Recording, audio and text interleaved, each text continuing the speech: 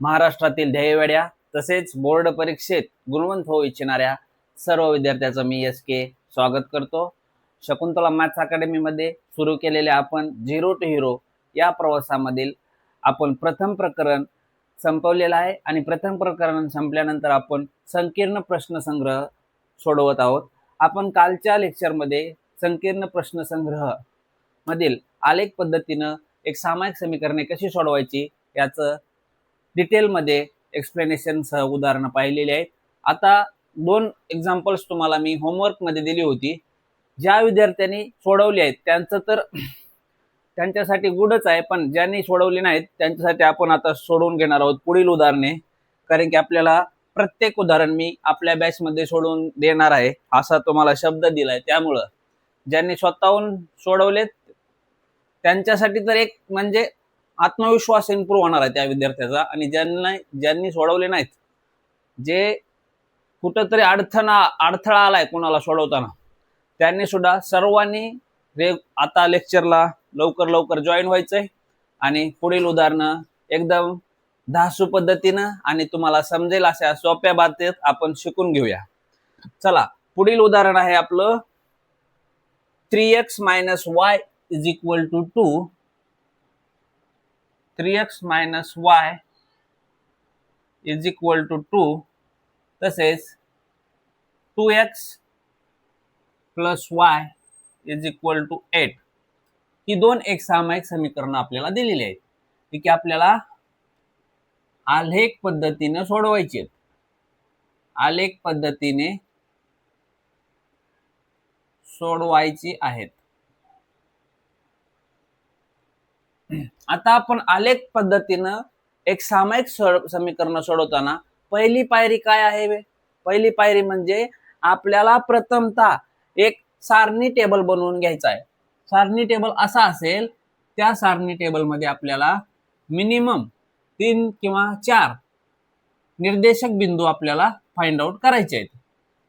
ते तुम्ही कसे फाइंड आउट करणार? आपण काय करायचंय, दोन्ही चलापैकी एका चलाची किंमत आपण स्वतःहून कन्सिडर करायची, जे की मिनिमम असावी आणि आपल्याला आलेख पेपरवरती प्लॉट करता यावी। त्यानुसार आपण काय करूया, आता समजा हे समीकरण नंबर 1 आहे आपलं, कुठलं? 3x - y = 2। आता ह्या समीकरणासाठी आपण हा सारणी टेबल बनवून घेऊया। आता ह्या सारणी टेबल बनवून घेत असताना आता आपण x या चलाची किंमत कन्सिडर करूया। समजा आपण x या चलाची किंमत 0 कन्सिडर केली, कारण की 0 आपल्याला आलेख पेपरवरती दाखवता येतं। 0 कन्सिडर केली तर आपण y या चलाची किंमत काढायची, म्हणजे आपलं समीकरण काय? 3x - y = 2। x ची किंमत जर 0 ठेवली असता तर तुम्हाला y ची किंमत किती मिळणार आहे? हे बघा, y ची किंमत मिळेल -2। y ची किंमत मिळेल -2, म्हणजे 0, -2 हे झाले प्रथम बिंदूचे कोऑर्डिनेशन पॉइंट किंवा निर्देशक बिंदू। आता बघा, मी तुम्हाला सांगितल्याप्रमाणे एका चलाची किंमत आपण स्वतःहून कन्सिडर करायची, जी की आपल्याला आलेख पेपरवरती प्लॉट करता येईल अशा किमती आपण ग्राह्य धरायच्या।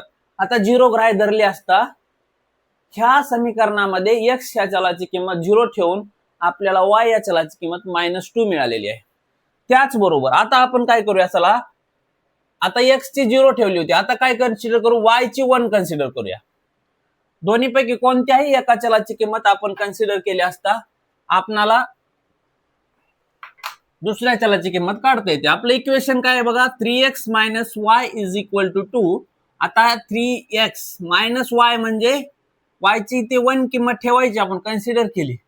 3x = 2 आहे आणि हे -1 ह्या बाजूला गेल्यानंतर +1 होईल आणि x = 3/3 म्हणजे x ची किंमत आपल्याला 1 मिळालेली आहे।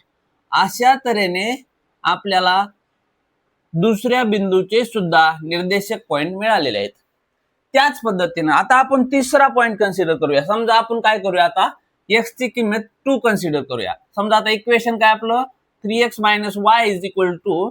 x ची किंमत 2 इथे ठेवली असता बघा काय येते, 3 × 2 = 6 - y = 2 y = 2 आणि हे +6 ह्या बाजूला गेल्यानंतर -6 होईल आणि y = हे होणार आहे -4 आणि दोन्ही साईडला सेम चिन्ह असल्यामुळे आपण त्याला प्लस करू शकतो, म्हणजे y या चलाची किंमत आपल्याला 4 मिळालेली आहे.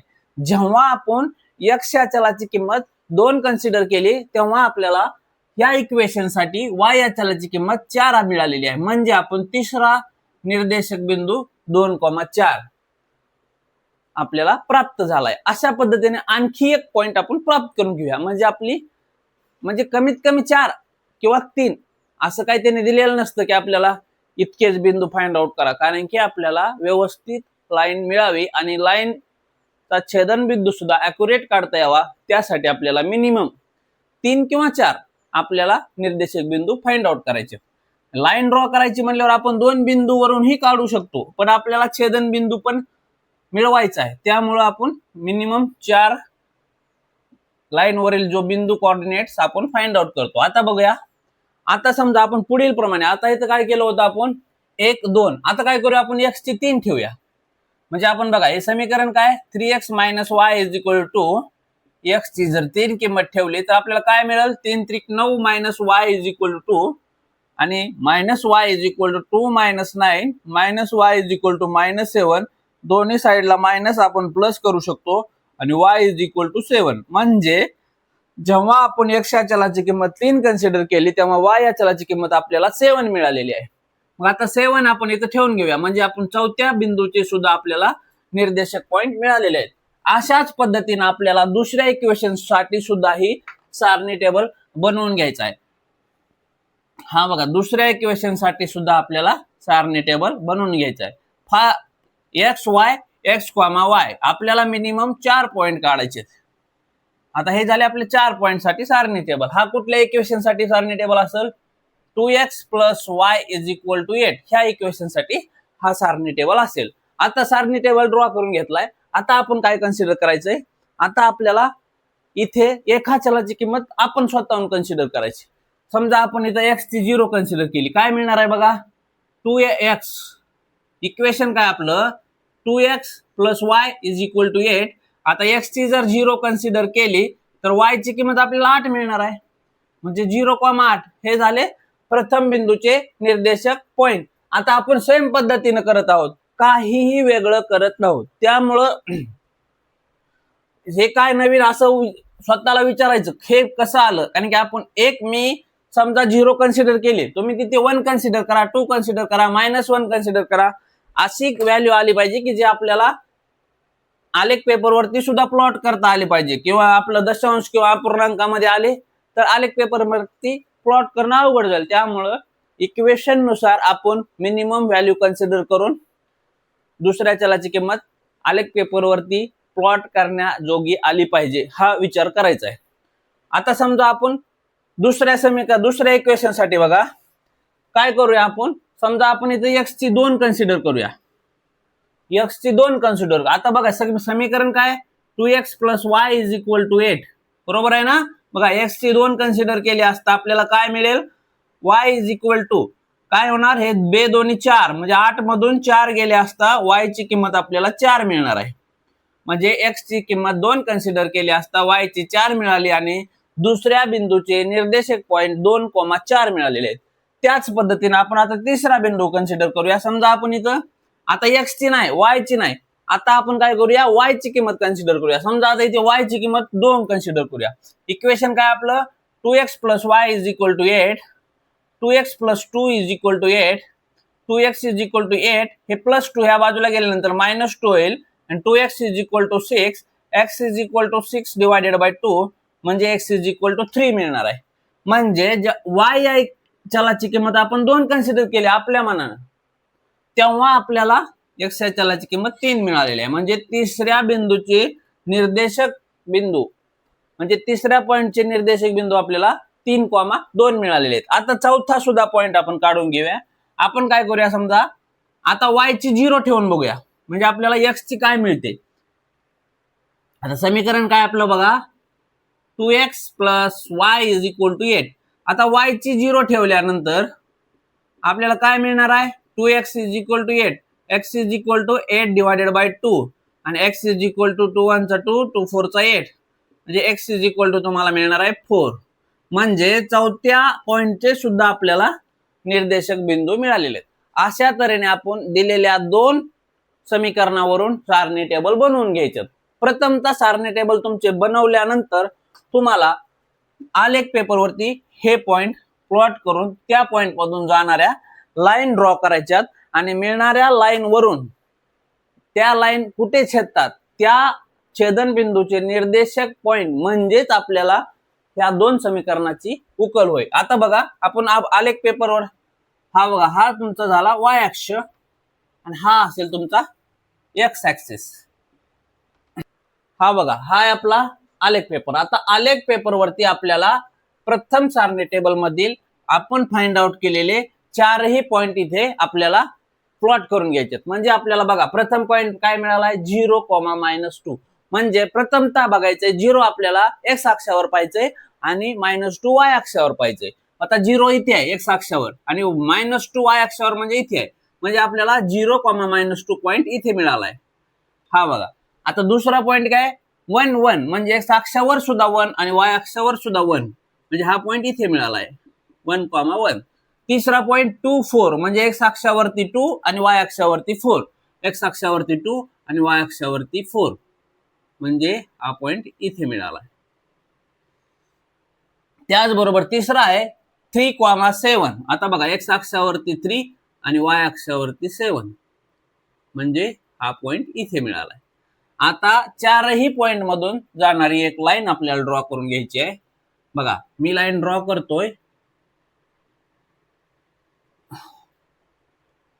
आता इथे आलेख पेपर नाहीये त्यामुळे ही लाईन थोडी तुम्हाला वेडी वाकडी दिसेल, स्ट्रेट मध्ये दिसणार नाही, परंतु आपलं उकल बराबर येणार. बघा तुम्ही आता ही लाईन आपण ड्रॉ करून घेतली. म्हणजे कुठल्या समीकरणाचं इक्वेशन काय या लाईनचं प्रथम काय आपलं 3x - y = 2.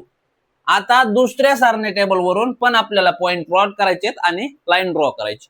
आता 0,8 म्हणजे एक्स अक्षावर 0 आणि वाय अक्षावर 8 म्हणजे हा तुमचा एक्स अक्षावर 0 आणि वाय अक्षावर 8 हा झाला 0,8 हा पॉइंट झालेला आहे. आता दुसरा बघा 2,4 एक्स अक्षावर 2 आणि वाय अक्षावर 4 इथे 2,4.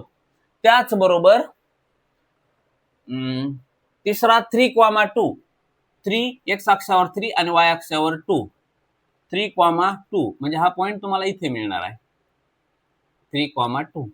आणि चौथा पॉइंट 4,0 म्हणजे एक्स अक्षावरती 4 आणि वाय अक्षावरती एक्स अक्षावरती 4 वाय अक्षावरती 0 म्हणजे हा पॉइंट इथे मिळणार आहे 4,0.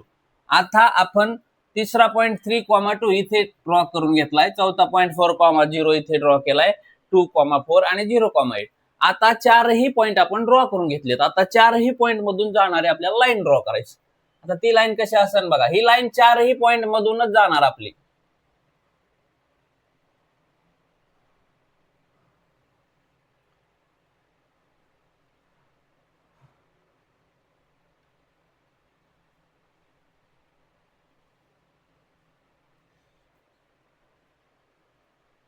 हे बघा ही दुसरी लाईन. आता ही दुसरी लाईन आपण चारही पॉइंट मधून आपली गेलेली आहे आणि 2x + y = 8 हे या लाईनचं इक्वेशन आहे. 2x + y = 8. आता आपण दोन्ही लाईन ड्रॉ केल्यात आणि ह्या दोन्ही लाईन ड्रॉ केल्यानंतर तिसरी स्टेप काय आपली की ह्या लाईन कुठे छेदतात ते पाहायचं. ह्या लाईन कुठे छेदल्यात तुम्हाला कुठं दिसते ह्या लाईनचा छेदनबिंदू हे बघा. ह्या लाईनचा छेदनबिंदू इथे आहे म्हणजे 2,4 2,4 हा त्या लाईनचा छेदनबिंदू आहे. म्हणजेच आपल्याला दिलेल्या समीकरणाची उकल काय आहे 2,4 झालं. आपण असं लिहायचं आलेख पेपर वरून आलेख पद्धतीने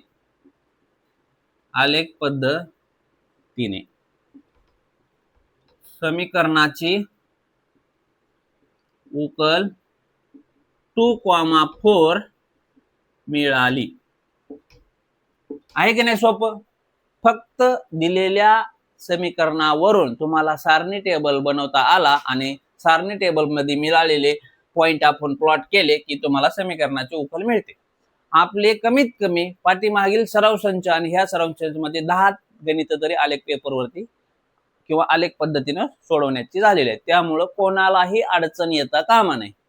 त्यामुळं आलेख पेपरवरती बोर्ड परीक्षेत प्रश्न आला असता तुम्ही एकदम बरोबर सोडवताल अशी मला खात्री आहे. चला आपण बघूया पुढील उदाहरण.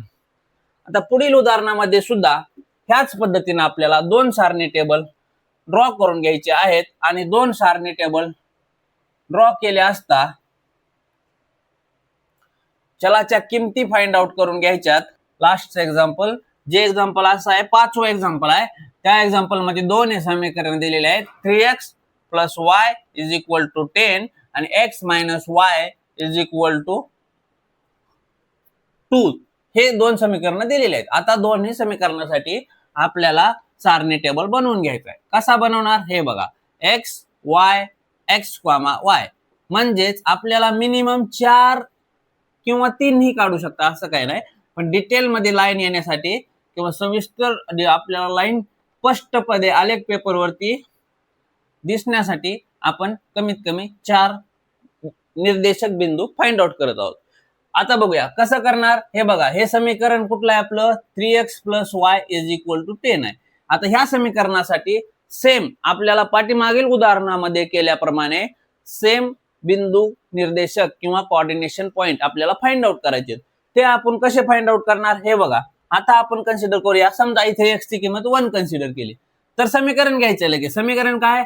3x + y = 10.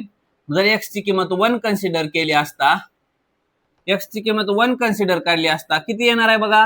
3 + y = 10 होईल आणि y = 10 आणि हे +3 ह्या बाजूला गेल्यानंतर -3 होईल आणि y ची किंमत तुम्हाला 7 मिळेल. म्हणजे इथे 7 घेऊ शकता. 1,7 मिळाले का नाही? प्रथम बिंदूचे कोऑर्डिनेशन पॉइंट निर्देशक बिंदू आपल्याला मिळालेले आहेत प्रथम पॉइंटचे. आता दुसरा पॉइंट आपण फाइंड आउट करूया. समजा आता x ची किंमत 2 कन्सिडर केली. आता काय आपलं इक्वेशन? 3x + y = 10.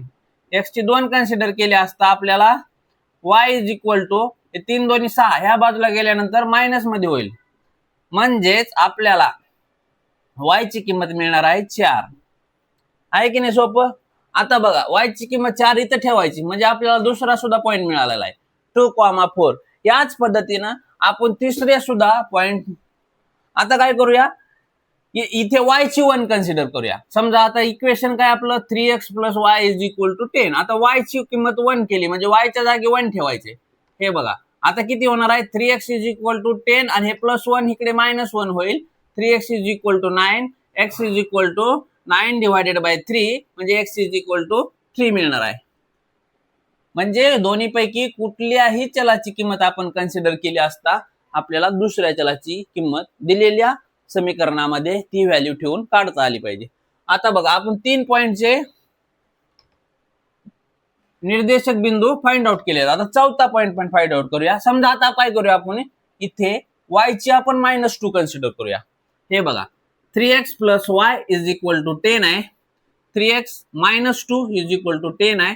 3x = 10 + 2 होईल म्हणजे हे -2 या बाजूला गेल्यानंतर +2 होईल आणि x = 12/3 म्हणजे x = 4 मिळालेला आहे.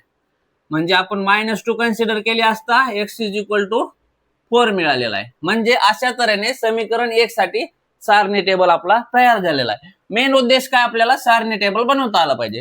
सारणी टेबल बनवता आला की आपल्याला दिलेले पॉइंट आपण आलेख पेपरवरती फास्ट मध्ये ड्रॉ करू शकतो. आता दुसरं इक्वेशन काय? x - y =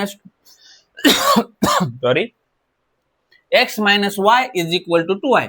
आता ह्याच पद्धतीनं वरील पद्धतीने आपण कसे पॉइंट बिंदू निर्देशक फाइंड आउट केलेत त्याच पद्धतीने आपण ह्या समीकरणासाठीही सुद्धा आपण 4 निर्देशक बिंदू फाइंड आउट करायचे. म्हणजेच आपल्याला ते बिंदू आलेख पेपरवरती प्लॉट करता आले पाहिजेत. आता बघा x - y हे आपलं आहे समीकरण नंबर 2. आता बघूया समीकरण नंबर 2 मध्ये बघा x - y हे समीकरणामध्ये x ची किंमत आपण 0 ठेवू म्हणजे आपल्याला समजते x - y = 2 आहे. x ची जर 0 ठेवली तर तुम्हाला y ची डायरेक्ट -2 किंमत मिळते म्हणजे -2 मिळाली. म्हणजे प्रथम पॉइंट तर किती सहजपणे मिळाला? 0, -2. त्याच पद्धतीने आता काय करूया आपण, x ची 0 ठेवली होती आता y ची 0 ठेवू. आपल्या मनाने करायची. एक्झामिनर सुद्धा स्वतः आपण कोणत्या व्हॅल्यू घेतल्यात त्या व्हॅल्यू वरून दुसऱ्या चलाची किंमत काय आली त्याने सुद्धा कॅल्क्युलेट करून बघितलं पाहिजे. आता y ची आपण 0 ठेवली. आता बघा x - y = 2. आता y ची जर 0 ठेवली तर x चीच डायरेक्ट आपल्याला 2 व्हॅल्यू मिळते. मग आपल्याला डायरेक्ट 2,0 मिळाले का नाही दुसऱ्या बिंदूचे निर्देशक पॉइंट. त्याच तऱ्हेने आता काय करूया आपण काय करूया x ची व्हॅल्यू एकदा ठेवली y ची काढली, y ची एकदा ठेवली x ची काढली. आता त्याच पद्धतीने तुम्ही सांगा मला x ची ठरवायची का y ची ठरवायची. आपल्या मनाने ठरवायची. कोणची ठरवायची कमेंट मध्ये सांगा. आपल्या मनाने ठरवायची जी की मिनिमम असावी आणि आपल्या आलेख पेपरवरती दाखवता आली पाहिजे. आता समजा मी काय करतो समजा आपण इथे x ची 3 ठेवूया. आता इक्वेशन काय आपलं x - y = 2. x ची जर 3 ठेवली असता -y = 2 - 3 -y = -1 दोन्ही साइडला मायनस चिन्ह कॅन्सल होईल आणि y ची किंमत आपल्याला 1 मिळेल. आले का नाही तिसऱ्या बिंदूचे सुद्धा आपल्याला निर्देशक पॉइंट आले का नाही. त्याच पद्धतीनं फास्ट मध्ये चौथ्या बिंदूचे सुद्धा निर्देशक पॉइंट आपण सेम पद्धतीनं काढून घ्यायचे. काही अवघड नाही कारण की आपण आतापर्यंत ह्याच पद्धतीचे कमीत कमी टोटल 10 तरी एक्झाम्पल आपले सॉल्व्ह करून झाले असतील. आता आपण तुम्ही कन्सिडर करा समजा आता इथे x ची आपण कन्सिडर न करता y या चलाची किंमत 3 कन्सिडर करूया. म्हणजे आपण x या चलाची किंमत काय येते बघूया. काय समीकरण आपलं x - y = 2. आता y ची आपण 3 कन्सिडर केली आहे म्हणजे x ची किती मिळणार आहे आपल्याला x ची किती मिळेल हे बघा हे 2 आणि हे -3 ह्या बाजूला गेल्यानंतर +3 होईल म्हणजे x ची आपल्याला 5 मिळणार आहे. हे ठेवून घ्या 5 म्हणजे आपल्याला चौथा पॉइंट काय म्हणला 5,3. जेव्हा आपल्याला दोन्ही सारणी टेबल मिळतात तेव्हा आपलं 80% एक्झाम्पल सॉल्व्ह झालेलं आहे. आता फक्त आपल्याला ड्रॉ करायचं आहे त्या बिंदू आपल्याला आलेख पेपरवरती प्लॉट करायचे आणि त्यातून जाणाऱ्या लाईन ड्रॉ करायच्या. आता बघा प्रथम बिंदू काय ह्या समीकरणासाठी प्रथम समीकरणासाठी आपण जो सारणी टेबल काढलाय 1,7 x वर 1 आणि y वरती 7 पाहिजे. हा पॉइंट इथे लिहून घ्यायचो 1,7. दुसरा आहे 2,4 हे बघा 2 आणि इथे 4 2,4. तिसरा आहे 3,1 तिसरा आहे 3,1 म्हणजे हा पॉइंट इथे आहे 3,1. चौथा आहे 4,-2 म्हणजे x वर 4 आणि y वर -2 हा पॉइंट आपल्याला इथे मिळाले. आता दिलेल्या चारही पॉइंटवर लिहून घेऊया का 4,-2 3,1 तसेच हा कुठला आहे 2,4. आता चारही पॉइंट मधून जाणारी एक लाईन ड्रॉ करायची आपल्याला जे की चारही पॉइंट मधून लाईन गेलेली पाहिजे. आता चारही पॉइंट मधून लाईन ड्रॉ गेलेली आहे ही आपण लाईन काढून घेतली. आता ह्या लाईन वर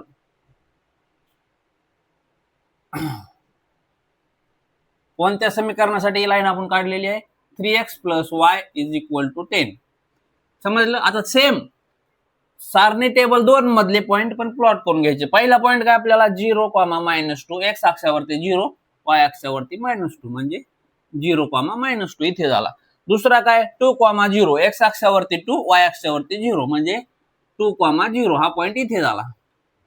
तिसरा पॉइंट 3,1 x अक्षावरती 3 आणि y अक्षावरती 1 म्हणजे हा पॉइंट इथे झाला. त्याचबरोबर चौथा पॉइंट 5,3 x अक्षावरती 5 y अक्षावरती 3 म्हणजे हा पॉइंट तुम्हाला इथे मिळेल. आता मिळालेल्या पॉइंट मधून लाईन ड्रॉ करून घ्यायची आपल्याला. लाईन ड्रॉ झालेले हे बघा. आता कुठल्या समीकरणासाठी लाईन ड्रॉ केली ते समीकरण लिहून घ्यायचंय x - y = 2.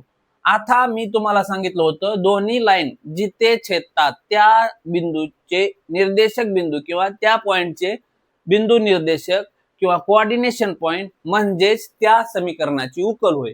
आता कुठे छेदलेत तुम्ही सांगा बरो कुठे छेदलेत 3,1 3,1 छेदलेत किती म्हणजेच 3,1 ही समीकरणाची उकल मिळाली आहे की नाही. सोपं आलेख पद्धतीनं जर गणित ह्या पुढे आलं तर तुम्हाला 100% सोडवता आलंच पाहिजे, शब्द आहे आपला. त्यामुळं प्रत्येक उदाहरण एकदम डिटेलमध्ये प्रत्येक समीकरणासाठी 4-4 पॉइंट काढून आपण सोडवून घेतलेला आहे. त्यामुळं प्रत्येकाने बिनधास्त सराव करायचा आहे आणि आलेख पद्धतीचं उदाहरण आलं ना घाबरायचं नाही, एकदम आपल्या मनानं कन्सिडर करायची आणि एक्झामिनरला विचार करायला लावायचं.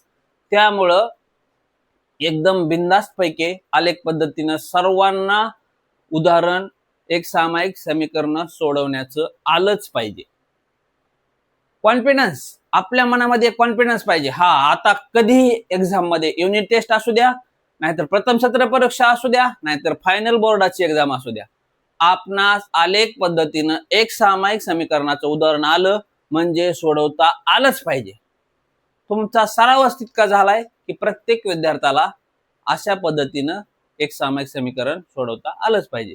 आता बघूया आपण पुढील प्रश्न काय आहे. पुढील प्रश्नामध्ये आपल्याला काय सांगितलेलं आहे. पुढील प्रश्न आहे निश्चयक. म्हणजे तुम्हाला निश्चयक दिलेला असेल आणि त्या निश्चयकाची किंमत फाइंड आउट करायची. आता निश्चयकाची किंमत फाइंड आउट करायची म्हणजे आपल्याला नेमकं कशा पद्धतीने आपण निश्चयकाच्या किमती काढतो ते तर आपण शिकलेलोच आहोत, पण आपण अजून प्रॅक्टिस म्हणून आपण संकीर्ण प्रश्न संग्रह 1 मधील प्रश्न क्रमांक 4 काय आहे, खालील निश्चयकाच्या किमती काढा. खालील निश्चयकाच्या किमती काढा. आता बघा यामध्ये बघा प्रथम निश्चय काय दिलाय 4, 2, 3, 7. आता निश्चयकाची किंमत काढत असताना मी तुम्हाला सांगितलं होतं उजवा हात 4 गुणाकार करायचा आहे. 4 × 7 ज्या हाताने लिहितो, कन्फ्युज व्हायचं नाही, ज्या हाताने लिहितो असं तर नाही करणार आपण. असा 4 × 7 मायनस 2 × 3 किंवा 3 × 2 किती होणार आहे बघा 7 चौक 28 मायनस 3 दोन्ही 6 म्हणजे आपल्याला किती किंमत मिळाली 22. ह्या निश्चयकाची किंमत आपल्याला 22 मिळालेली आहे. झालं आपलं आलं उत्तर. त्याचबरोबर दुसरा निश्चय कुठला दिलाय त्यांनी बघा काय दिलाय 5 - 3 - 2 1. आता आपला फॉर्म्युला उजवा हात 5 × 1 मायनस काय -2 × -3 आहे. मायनस चिन्हाकडे व्यवस्थित लक्ष द्यायचंय. आता हे बघा मायनस कंसाच्या बाहेर आहे 3 दोन्ही 6 पण ते +6 होईल, काही मायनस मायनस प्लस होईल आणि 5 - 6 म्हणजे तुम्हाला -1 मिळालेला आहे. म्हणजे दिलेल्या निश्चयकाची किंमत -1 मिळालेली आहे की नाही. सोपं काय अवघड आहे. आपण यामध्ये काय नवीन केलं काय, जे आपण पाठीमागील लेक्चर मध्ये शिकलो आहोत तेच आपण इथे अप्लाय करत आहोत. त्यामुळं संकीर्ण प्रश्न संग्रह सोडवताना एकदम बिनधास्तपणे आणि असं इंटरेस्ट पैदा व्हावा. प्रत्येक एक्झाम्पल घेतल्या अजून नवीन कोणतं एक्झाम्पल आहे असं आपल्या मनामध्ये वाटलं पाहिजे. अजून एक्झाम्पल द्या सर, अजून आम्ही निश्चयकाच्या किमती काढून दाखवतो. त्याच पद्धतीनं गणिताचा सराव म्हणजे एकदम इंटरेस्ट पैदा व्हावा असा करायचा आहे. कारण की बोर्ड परीक्षेत आपलं टार्गेट आहे 100 पैकी 100 मार्क आपल्या 0 to हिरो बॅच मधील प्रत्येक विद्यार्थ्याला मिळालेच पाहिजेत. आता बघा तिसरं एक्झाम्पल काय आपलं, तिसरं एक्झाम्पल आहे 3,1. आता तुम्हाला वाटत असेल हे निश्चयकाच्या किमती सर काढून घेतात, हे तर आम्ही शिकलो, हे खूप सोपं आहे येते. पण ही सुद्धा बेसिक कन्सेप्ट तुम्हाला एखादं क्रॅमर्स रूल वरील उदाहरण आपण पुढील प्रश्नामध्ये बघणार आहोत. त्यामुळं क्रॅमर्स रूल वरील एक सामायिक समीकरणाचं म्हणजे समीकरणाची उकल काढत असताना सुद्धा आपल्याला 3 निश्चय घ्यावं लागतात.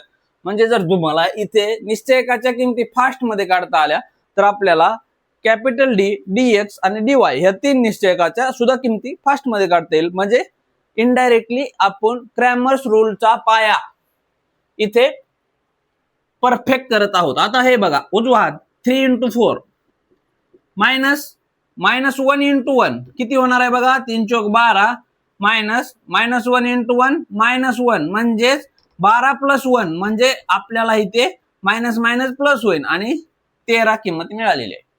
तीनही निश्चयकाच्या किमती आपण काढून घेतलेल्या आहेत.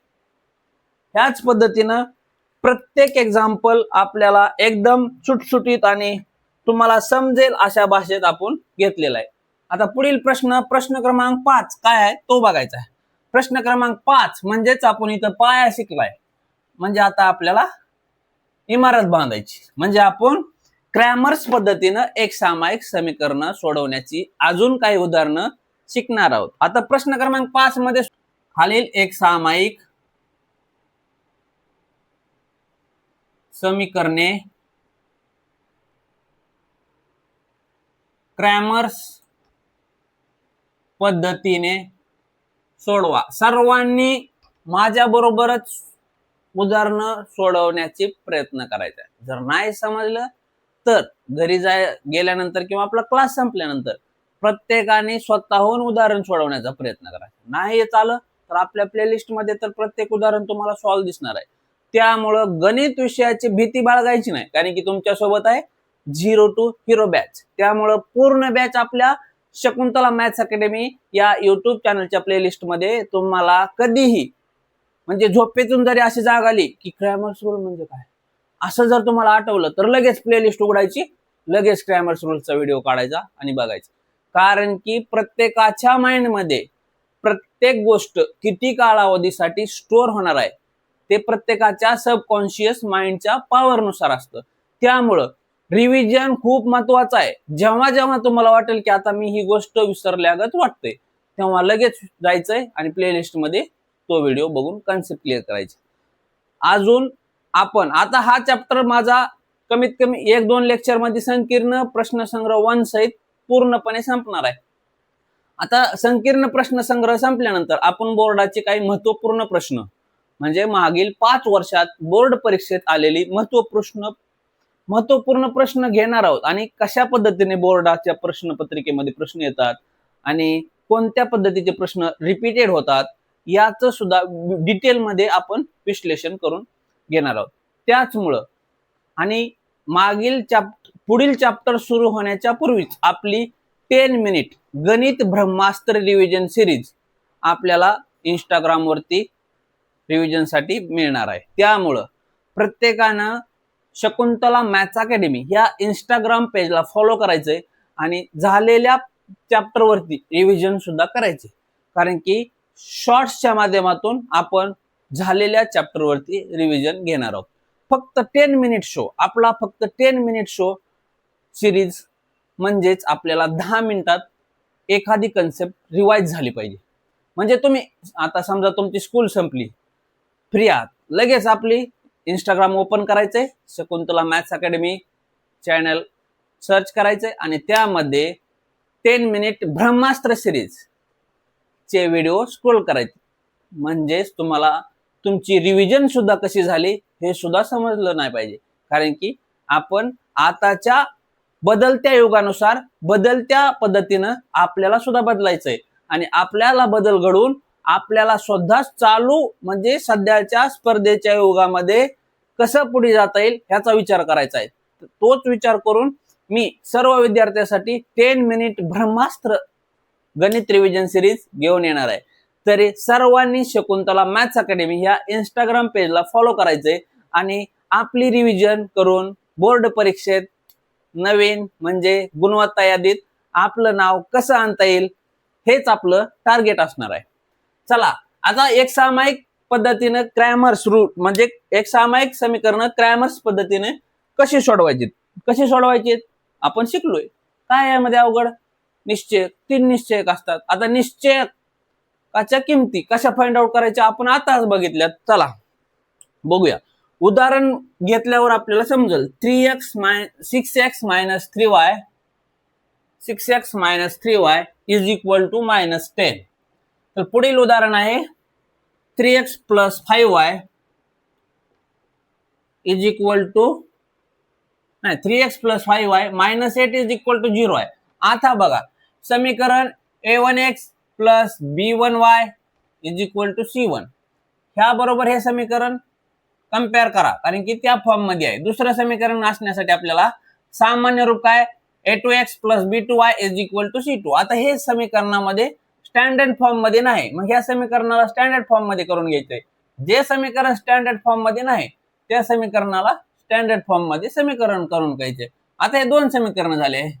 आता 2 समीकरणावरून आपणास प्रथमतः पहिली स्टेज काय, कॅपिटल डी हा निश्चयक फाइंड आउट करायचा आहे. कॅपिटल डी म्हणजे काय आपला, चला सांगा प्रत्येकानं माझ्यासोबत सांगितलं पाहिजे. Capital D A1 A2 B1 B2 A1 A2 B1 B2. आता समीकरणाचं कंपॅरिझन करा. काय A1 ची व्हॅल्यू, A1 ची व्हॅल्यू 6 आहे, A2 ची व्हॅल्यू 3 आहे, B1 ची व्हॅल्यू -3 आहे आणि B2 ची व्हॅल्यू 5 आहे, C1 ची व्हॅल्यू -10 आहे, C2 ची व्हॅल्यू 8 आहे. हे बघा कंपॅरिझन स्टँडर्ड फॉर्मच्या इक्वेशन बरोबर हे समीकरण जर कंपेअर केले असता आपल्याला A1 A2 B1 B2 C1 C2 च्या किमती मिळाल्या.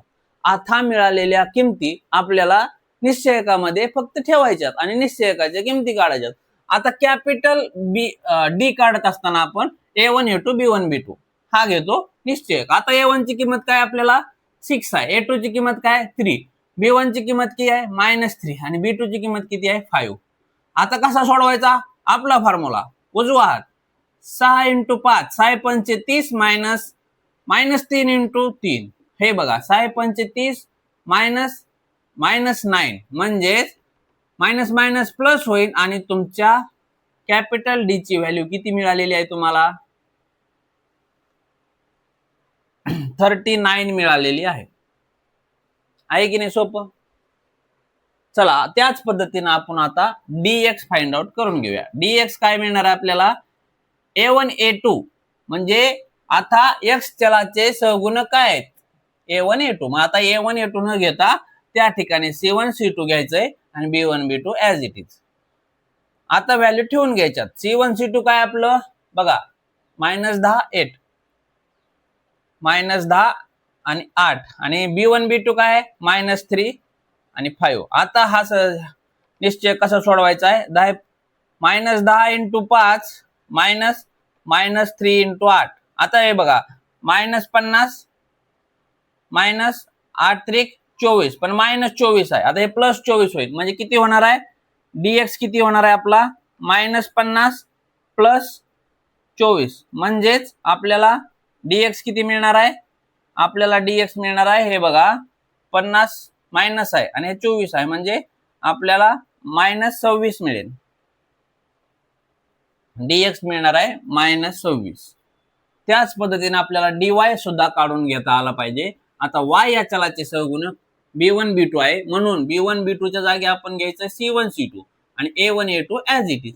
आता हा निश्चय सोडवत असताना किमती ठेवून घ्यायच्यात. A1 A2 काय आपला 6,3 आणि -10,8 C1 C2 च्या व्हॅल्यू. आता हे बघा 6 × 48 6 × 8 -10 × 3 हे बघा 6 × 48 -30 आणि इथे काय होईल 48 मायनस प्लस होईल म्हणजे 78 आपल्याला dy ची किंमत मिळालेली आहे की काय अवघड. आता तीनही निश्चयकाच्या किमती मिळाल्या असता आपल्याला माहित आहे आपण x आणि y या चलाच्या किमती कशा काढतो dx/d आणि y dy/d. म्हणजे आता आपल्याला x ची किंमत dx ची किंमत किती फाइंड आउट केली आपण -26 आणि आपल्या कॅपिटल डी ची किंमत आलेली आहे 39. त्याचबरोबर dy ची किंमत किती आलेली आहे आपली 78 आणि 39. आता हे बघा आपल्याला x आणि y ह्या किमती मिळालेल्या आहेत म्हणजेच आता आपल्याला इथं बघा पूर्ण भाग जातोय का तो बघायचं. आता 13 दोन्ही 26 आणि 13 त्रिक 39 म्हणजे x या चलाची किंमत किती मिळालेली आहे -2,3. तसेच y या चलाची बघा 39 दोन्ही 78 म्हणजे y ची किंमत डायरेक्ट 2 मिळालेली आहे म्हणजेच आपल्याला dx, y काय मिळालेला आहे -2,3 आणि 2 ह्या दोन किमती उकल मिळालेले. ही उकल मिळाली आहे की नाही सोपं.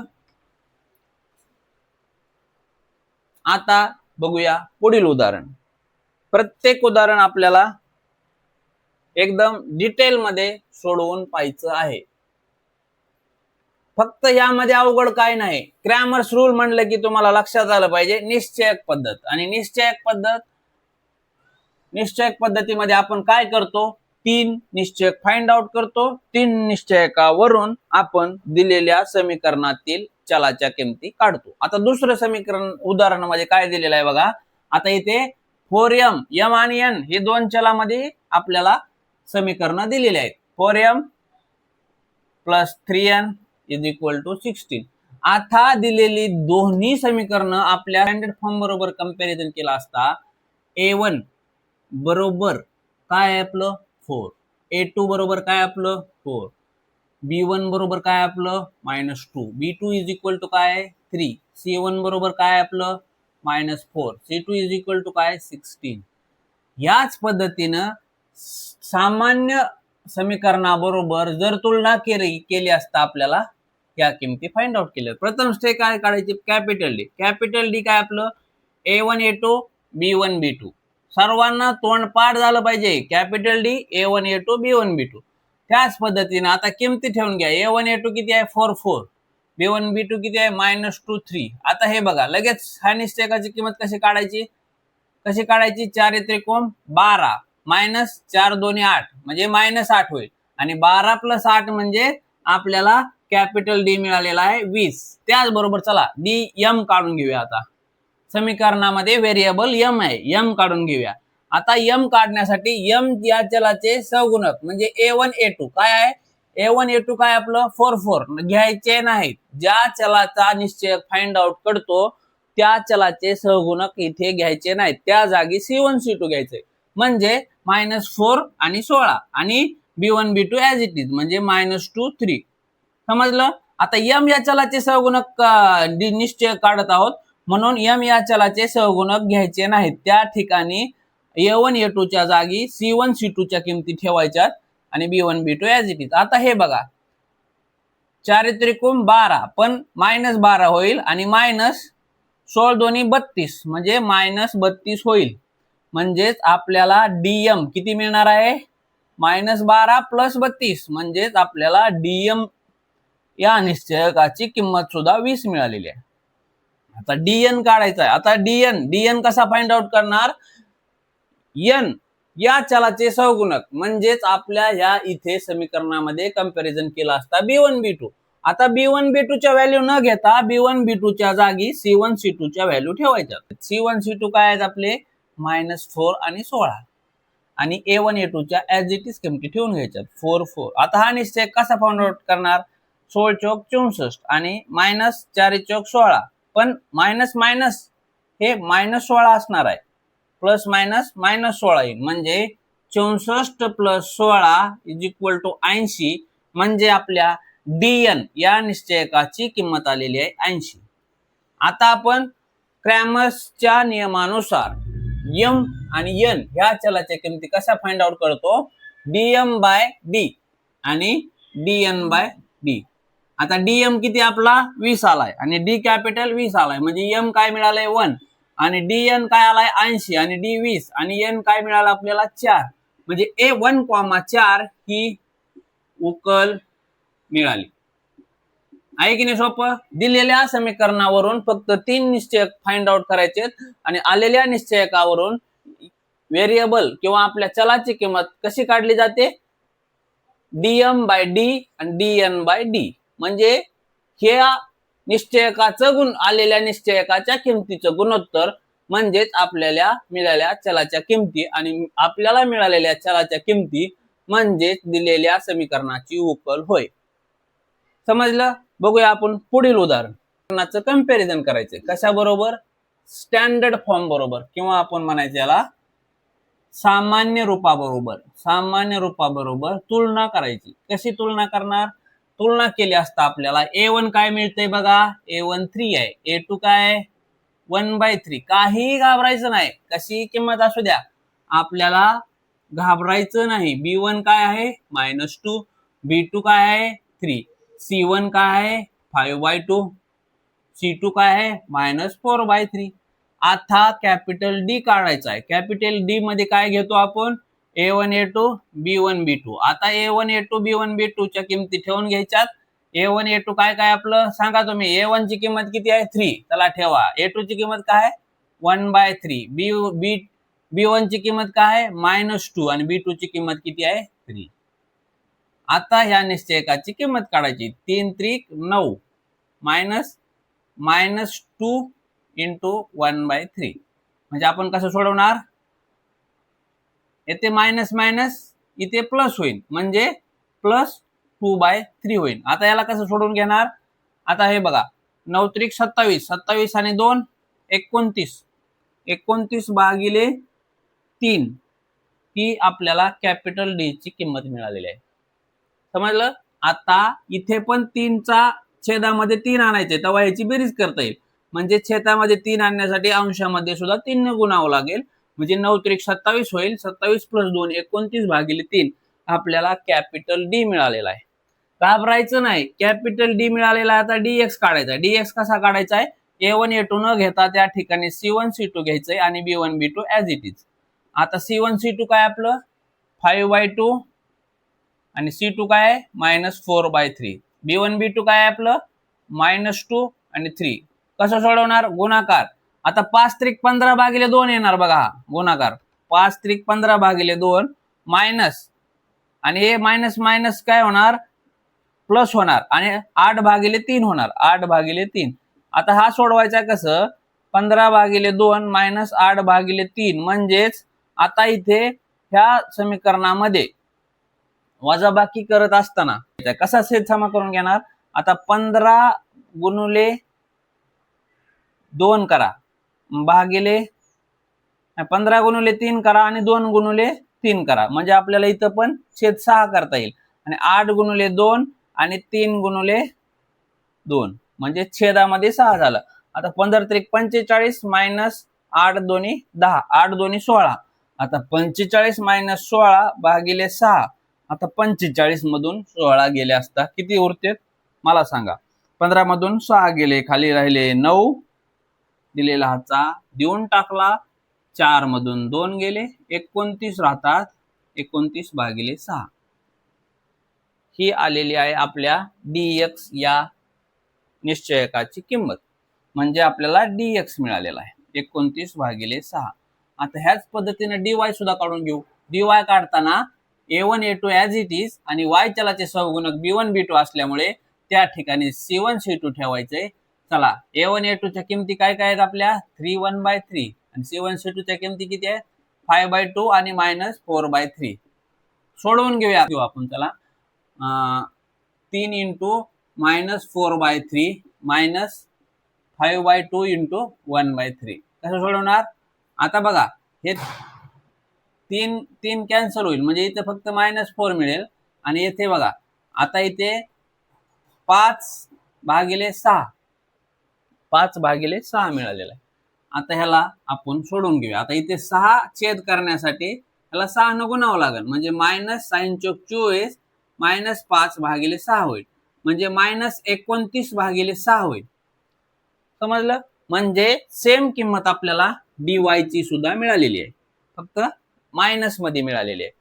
आता आपल्याला दिलेल्या तीनही निश्चयकाच्या किमतीवरून आपल्याला किंमत काढायची आहे. x या चलाची किंमत कसं काढणार आपण dx/d. dx काय आपला 29/6 आलाय का नाही dx 29/6 आणि कॅपिटल डी किती आलाय आपला 29/3. 29/3 ही आहे आपल्या कॅपिटल डी ची किंमत आणि हा आपला dy. आता कसं काढणार बघा, कसं करणार 29/6 आणि हे 3 छेदात आहे वरती गेल्यानंतर गुणाकारात होईल म्हणजे 3/29. 29 कट होईल 3 1 3 3 2 6 म्हणजे आपल्याला 1/2 ही x ह्या चलाची किंमत मिळालेली आहे. त्याचबरोबर y या चलाची किंमत dy/d ह्या दोन निश्चयकाच्या किमतीचं गुणोत्तर घ्यायचंय. आता dy/d किती आले आपलं -29/6 -29/6 आणि आपलं कॅपिटल डी किती आलंय 29/3. त्याच पद्धतीनं -29/6 आणि हे 3 वरी गेला असता भागाकारातलं म्हणजे छेदामधून वरी गेला असता ते गुणाकारामध्ये उलट होतं म्हणजे क्रॉस होतं आणि 29 होईल. हे 29 कट होईल 3 1 3 3 2 6 म्हणजे -1/2. y या चलाची किंमत -1/2 मिळालेली आहे म्हणजे x, y काय मिळालेलं आपल्याला 1/2 आणि -1/2. ही उकल मिळाली. ही उकल मिळाली. सर्वांना समजलं असेलच. फक्त इथे लक्षात ठेवायचंय अपूर्णांक दोन्ही छेद आणि अंशामध्ये आले असता कसं करतो आपण, a बाय बी जर असेल आणि c बाय डी जर असेल तर a by B into D by C ही कन्सेप्ट इथे वापरलेली आहे. म्हणजे a by B divided by c by D असेल तर a बाय बी गुणिले d बाय सी. अशाच पद्धतीने इथे आपण x आणि y च्या चलाच्या किमती काढलेल्या आहेत. सर्वांना समजलं? समजलं असेलच. नवीन काहीही केलेलं नाही. फक्त आकडे जर तुम्हाला किंवा सहगुणक अपूर्णांकामध्ये किंवा कसेही दिले असले तरी घाबरायचं नाही. एकदम स्टेप बाय स्टेप सोडवायचं आहे. उदाहरण तुम्हाला साध्या म्हणजे आपलं 1 2 3 4 असे जर सहगुणक दिले तर व्यवस्थित वाटतं आणि हे अपूर्णांकामध्ये दिले तर लगेच तुम्हाला असं हायपर होतं. घाबरायचं नाही.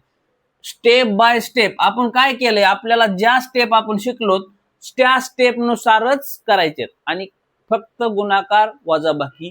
दुसरं नवीन काय आहे मध्ये, त्यामुळं छेद जर छेद अपूर्णांकामध्ये आले तर इथे छेद समान करायचं बघायचं. छेद एकदा तुम्हाला समान करता आला की तुम्ही x आणि y या चलाच्या किमती इझिली काढू शकता. आहे की काय अवघड? काहीच नाही. चला बघूया पुढील उदाहरण. क्रॅमर्स रूल म्हटलं की प्रत्येक विद्यार्थ्याला क्रॅमर्स बाबा आठवलेच पाहिजेत. क्रॅमर्स बाबा काय काय सांगत होते आपणाला. लेक्चर ज्याने अटेंड केलेत त्यांना सर्वांना माहित असलंच पाहिजे क्रॅमर्स बाबांनी काय काय सांगितलंय की निश्चयक पद्धतीमध्ये काय काय सांगितलंय.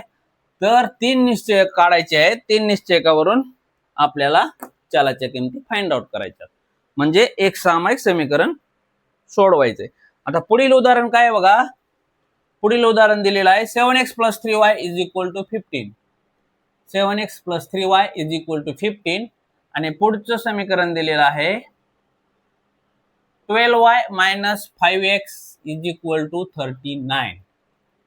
आता ह्या दिलेल्या समीकरणावरून आपल्याला कंपॅरिझन करून घ्यायचंय a1 a2 b1 b2 आणि c1 c2 या सहगुणकाच्या किमती फाइंड आउट करायच्या. आता a1 a2 म्हणजे काय, x चे सहगुणक. x चे सहगुणक काय काय 7 आणि इथे आहे. इथे लगेच 12 लिहायचं नाही. हा y चा सहगुणक आहे. हे तुम्हाला फसवण्यासाठी केलेलं असतं असं. आता x चा इथे काय आहे 7 पण a2 काय आहे -5. b1 किती आहे y चा सहगुणक 3 आणि b2 किती आहे 12. c1 किती आहे 15. c2 किती आहे 39. इथं जर तुमची नजर व्यवस्थित गेली नाही तर 100% तुम्ही चुकाल. x आणि y हे ऍक्युरेटली किंवा स्पष्टपणे तुम्हाला सहगुणकामध्ये कन्फ्युजन झालं नाही पाहिजे. त्यामुळं प्रथमतः लगेच आपण सामान्य जे स्टँडर्ड फॉर्म आहेत ते स्टँडर्ड फॉर्म लिहून घ्यायचे आणि त्यानुसार कंपॅरिझन करायचंय. आता कॅपिटल डी काय सांगितले तुम्हाला a1 a2 b1 b2. चला a1 a2 च्या किमती ठेवून घ्या. 7 - 5 3 12 म्हणजे किती होईल बघा. 12 7 84 -5 3 15 पण ते -15 असेल म्हणजेच 84 + 15 होईल. किती होईल 5 आणि 4 9 8 आणि 1 9 म्हणजे 99 ही आपल्याला कॅपिटल डी ची किंमत मिळालेली आहे. सर्वांना समजलं? कॅपिटल डी ची किंमत आपल्याला 99 मिळालेली आहे. म्हणजे आपण लिहून घ्यायचं लगेच कॅपिटल डी आपल्याला मिळालेला आहे 99. आता पुढील बघा. पुढील म्हणजे dx कसा काढतो. आता x चे सहगुणक a1 a2 आहे. a1 a2 घ्यायचे नाहीत त्या ठिकाणी c1 c2 घ्यायचे. c1 c2 आणि b1 b2 as it is. आता c1 c2 ची किंमत काय आपली 15 आणि 39 आणि b1 b2 काय आपलं 3 आणि 12. आता बघा 15 आणि 12 यांचा गुणाकार किती येतो सांगा.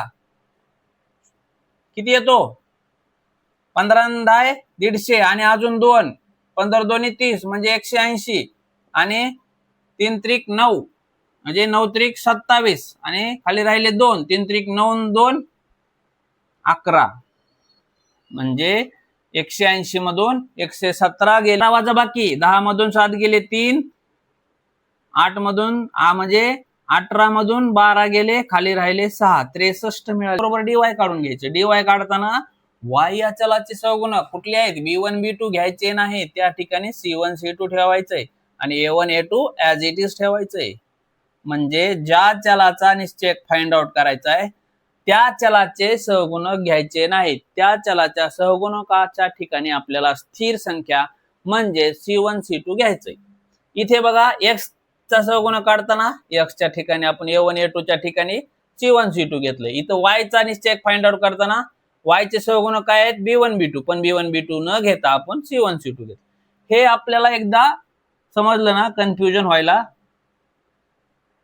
प्रश्नच उरणार नाही आणि कन्फ्युजनच होणार नाही. आता a1 a2 काय आपलं 7 - 5 आणि c1 c2 काय 15 39.